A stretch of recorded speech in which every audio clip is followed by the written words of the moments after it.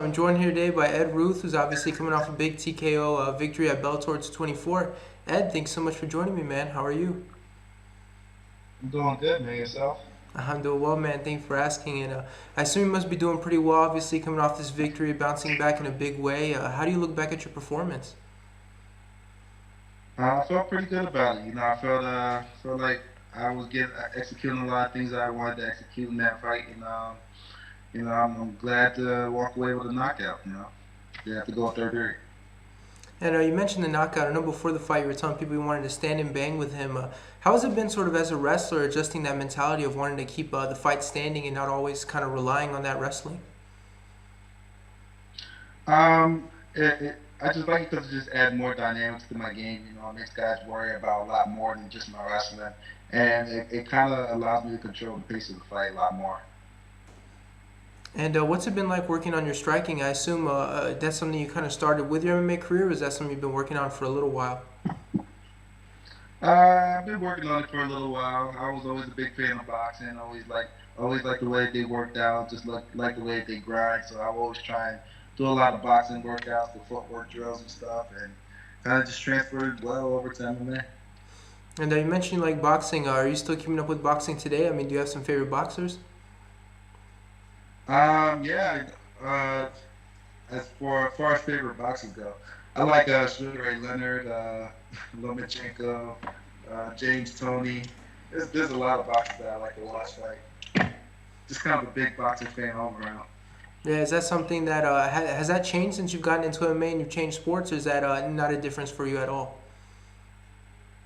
It hasn't changed at all. If anything, I've been watching more. I actually be going outside of boxing. I started watching a lot of kickboxing, like Bacall and Ernest Hughes. Uh, just other other combat sports. For sure. And would it be fair to call yourself an MMA fan? I mean, is that one of the reasons you kind of came into the sport, or is that sort of something that came around a little bit later? Yeah, I was a fan before I even started fighting, but once I started strapping up and putting on the headgear and just going into the gym and working out, I was like, yeah, this is my different. And I know you signed with Bellator back in 2016. They brought in sort of a lot of wrestlers all at once. How has it been for you being on such a big stage to start your fight career? You know, a lot of guys, they have these fights where no one's really watching, but you started directly on the big stage. How has that adjustment been for you? Honestly, I kind of like it doing it this way. When I was going right from the wrestling stage right to the fighting stage, it didn't feel like too much of a difference. And I think it was because I had the wrestling stage as well. And when you switched over from wrestling to MMA, with wrestling, did it kind of feel like you'd sort of reached that point where there wasn't maybe too much more you could do in terms of a career, and like MMA was the natural path, or how did that sort of happen, the transition? Um, I don't know. I just started doing MMA, and I just liked it. I liked it more so than freestyle.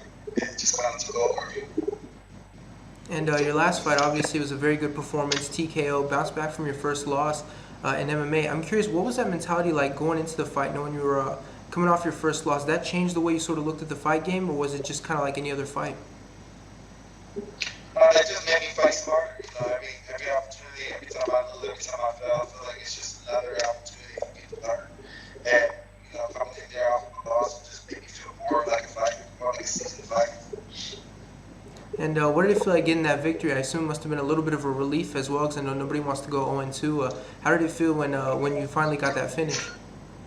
It felt good. I felt like everything's back on track. Felt like everything's going in the right direction. And one thing I am curious about is that you were at 185 when you started, even a little bit heavier in some of the earlier fights. Now you dropped down to 170. What was the reason for dropping the weight? Just been working out. A lot of my workouts have been making me lean out a lot more. I've been losing a lot more muscle. So I was like, and then my manager was like, you know what, you can go down a weight class. And I didn't believe him at first. And I had my first fight there, and I felt good. So I just continue. And one thing that happened when you announced you were going to 170, I got a phone call from, I'm sure someone you're familiar with, Joey Davis. His dad called me and was saying, Ed Ruth is dropping down. We think he might be targeting a fight with Joey. Was that something that was on your mind at all, or is that just maybe purely coincidence? That was purely coincidence. So is that not a fight you're interested in at all? interested in anything. I wouldn't say I'm turning anybody down. As long as I'm getting in the cage, getting more opportunities to show people I'm a great fighter, I'd rather just keep doing that.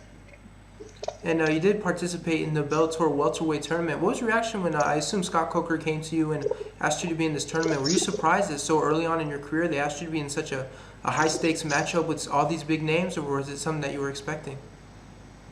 It was something I was a little surprised, but I was also expecting it too. I didn't think I was just going to come into the sport and not be able to run across some big names without, as I get further along into my career. But, just being in that tournament, it was just a good experience. I was happy he actually referred me to it because, just to get that experience so early in your career is monumental. And I feel like since I already been there, I really got a leg up on a lot of the guys that's already trying to get there. And you mentioned sort of that experience with the wrestling. What advantages did you sort of come into MMA with? I'm not just talking, of course, you have a better ground game than a lot of guys, but I assume mentally you must have had a little bit of an advantage over a lot of guys as well. Definitely. Just that whole wrestling aspect. It just makes you a tougher person all around. And I think I was talking to Curtis Blades about it, and he was saying that the best way to get a good wrestling base is to, compete in college, compete in high school and stuff like that. And he was saying if you don't compete at those levels, you really can't have as good of a base as you should, and that's always going to be a weakness. Is that something, considering you were at a very high level, do you sort of agree with that, or do you think that's something that can sort of anyone can pick up? I definitely agree with that, especially if you've done it on the collegiate level, just done it on the international level. You just understand those guys, they're just built a little differently than regular people. They tend to be a little sturdier, a little stronger. It's completely like a whole different league. And what was it like for you making that adjustment from just regular wrestling and then going MMA wrestling? Obviously, you can get punched in the face, you can take a knee when you're trying to wrestle. What was that adjustment like for you as you're sort of changing up styles a little bit? Just seeing that people can get knee in the face actually made me pay more attention to the stand-up. Because I'm like, you know what? If they can leave me in the face, they're already thinking about ways to counter my wrestling. And that's probably one of the worst things that can happen to me, is having a knee to the face. Those things hurt, man. It's a pretty high percentage of getting knocked out after one of those. And you mentioned getting knocked out with the knee. We saw Ben Askren, obviously very high-level wrestler. It happened to him in a quick fashion. Is that something that's sort of in your mind as a wrestler, like, I need to be careful going for that takedown for that happen? I mean, what was kind of your reaction to that whole situation? Oh, man. Honestly, that was like probably the worst thing that could happen to him. That could happen to any wrestler. When I saw that, I was like, wow, that's just, that sucks for that to be like the first fight, And when you see something like that, what's going through your mind? I mean, what are you thinking like that you have to do to ensure that doesn't happen? Is it about placing your head in a different area? What's sort of like a technical aspect that maybe people on the outside don't quite realize? You can't just go for a shot straight from the opening, especially if people know that you're a wrestler. You gotta strategize a little bit. You gotta like throw punches, throw kicks. You gotta hide your shots as well as you hide everything else in play. If you kind of let people know your game plan from the rep, then they're gonna strategize and do something like that. And one fight I do want to talk about is the Neiman Gracie fight, because you really went, I guess, toe-to-toe with him in a sense on the ground, and it was obviously a great grappling contest. What was it like for you to go on the ground with someone that has high-level jiu-jitsu? Obviously, it's a sort of a different game plan than wrestling. How did you feel on the ground against him? I felt like he definitely had me in danger in a couple places, but it wasn't too hard for me to get out of a lot of those situations. Just really drag my energy out. Guys, he's always thinking one more step ahead. And, I was really impressed, especially with his level of jiu-jitsu, how he was able to kind of help me off. But, it just kind of made me hungrier. It's just like, wow, just a lot more to learn and a lot more reasons, a lot more ways I can show people that I'm a champion. It's just overcome people like that. And that was obviously in the tournament. Was there a lot of pressure heading on you in this one? Because maybe some people counted you out because of your lack of experience, stuff like that. What was the pressure like going into such a high-stakes tournament? It's a little different. You're never sure if you're nervous or not, in all honesty. But once you're out there, it's just kind of your body knows what to do, and then you just start doing it. You kind of just leave it up to whoever. And so with this last one at Bellator 224, how did you celebrate? Are you one of those guys that had an after party? Did you maybe hang out with some family? How did you celebrate that one? No, I just had to think with the sleep. I had to flight early in the morning, and just met up with some friends, said hi, and had some leave, then went to sleep. For sure. The flight in the morning, are you someone who, as soon as the fight's over, you want to go straight home, or is that just kind of how it ended up happening? That's just how it ended up happening. Man, for sure. Obviously. I'm definitely trying to have some parties in the future. I'm trying to do it big. For sure, man. Get those sponsors to throw something for you, for sure. And so, what was it like getting the win in the fight? I mean, did it feel like a sigh of relief? I mean, how did it sort of feel for you, I guess, mentally, as soon as it was over? Just felt like, man, I'm right back on the right track. It just felt good to know that everything, that what I'm doing now is working. And, sometimes you kind of question yourself between fights and it goes bad. And, you never know to the next one. And how do you feel physically coming off of this one? Do you have any injuries? I mean, how do you feel physically? No injuries. Just typical. Usually it's always your shins that hurt, especially if you kick a lot. Other than that, no injuries.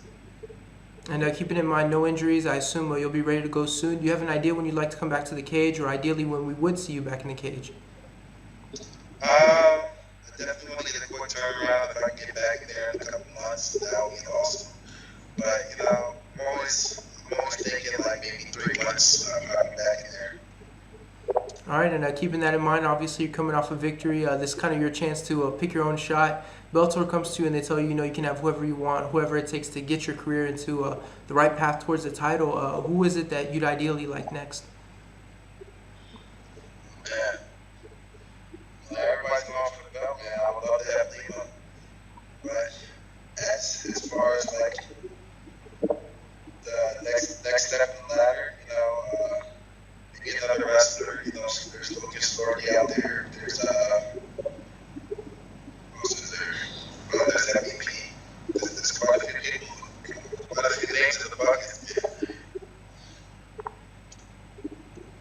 All right, man. Well, that's going to wrap it up here for us. Thanks so much for the time, Ed, man. I really appreciate it, and congratulations on the victory. That was awesome.